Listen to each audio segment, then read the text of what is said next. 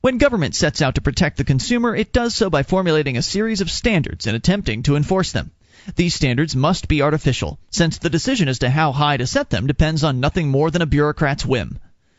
But even if the standards fit the situation to begin with, they seldom stay appropriate for long. Conditions on the market change with research, the introduction of new products, and changes in consumer demand. But the bureaucrats' rules remain rigid and become outdated. For these reasons, governmental consumer protection can only result in the prevention of real consumer protection made available in a competitive free market.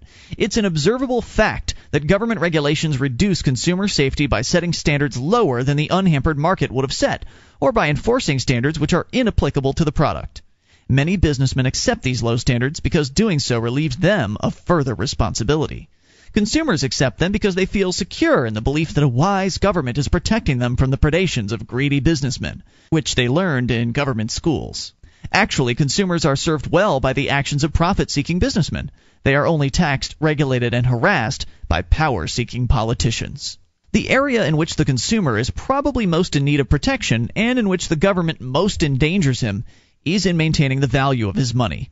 Money is the lifeblood of any industrial economy. If the money loses its value, the entire economy must collapse. Money is the commodity which, because of its high marketability, is used as a medium of exchange. In order to become money, a commodity must have high marketability. That is, people must be eager to accept it for its own value.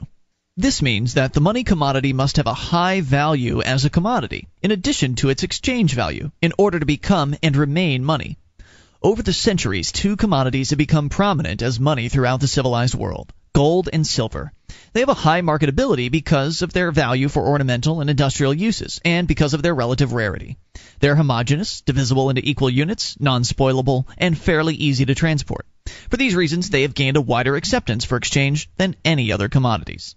Money, then, is at present gold and silver. It is not and cannot be merely pieces of paper, because paper doesn't have enough value to be highly marketable.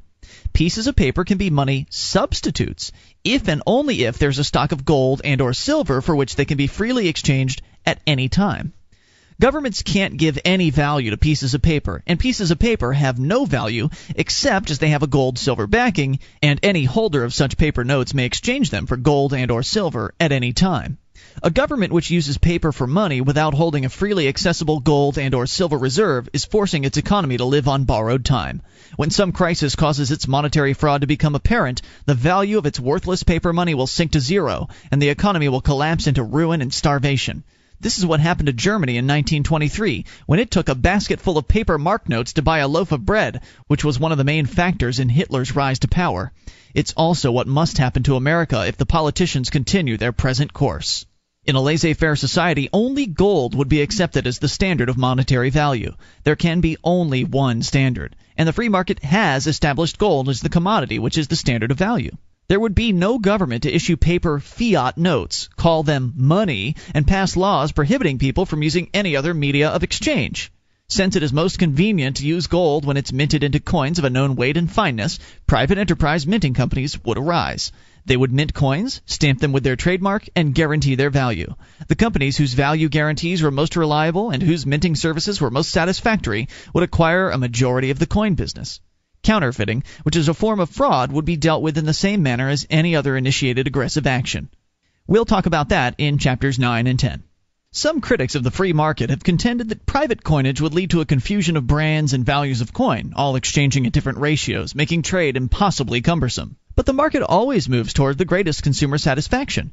If consumers found the varying coin values cumbersome to deal with, they would soon stop accepting coins of oddball value, thus forcing merchants to standardize. Governments have always made a practice of debasing their legally enforced media of exchange in order to divert extra wealth into the national treasury. In earlier times, the sovereign would call in all coins and clip their edges, keeping the gold thus obtained and returning the smaller coins to the people. In our modern and enlightened era, the same goal is accomplished through inflation, which enables the government to spend more printing press money and so debase the value of the currency already in the economy. Because a government has a legal monopoly over the media of exchange in its country, it can make a practice of gradually reducing monetary value with very little to stop the process until the eventual and inevitable financial catastrophe. No free market minting company could get away with such a fraud. If it issued devalued coins, people would simply refuse to accept them. Gresham's law in reverse. Good money drives out bad. Then the dishonest company would go broke. But it wouldn't take a whole nation of innocent people into ruin with it. The free market would, at last, give consumers protection in an area where they have never had it, because of governments, and desperately need it, the value of their money, and with it, the strength of their economy. In addition to gold and possibly silver coin, money substitutes would be used in a free market because of their convenience, particularly for large transactions. These money substitutes would be in the form of banknotes, certifying the bearer had on deposit in a certain bank a specific amount of gold. The banks would have to hold a 100% reserve of gold against these notes because not to do so would be fraud and would cause them to lose their customers to banks with less risky policies. Since the banks would hold a 100% reserve of gold, these money substitutes would not inflate the currency as do unbacked government notes. Nor would there be any danger of runs on banks, leaving the banks insolvent and many of their customers ruined. Such runs are the product of fractional reserve banking, which exists because it's legally condoned and enforced by governments. With competition to guarantee that only gold was used as a monetary standard of value and that all money substitutes had 100% gold backing, a laissez-faire society would be permanently safe from monetary crises.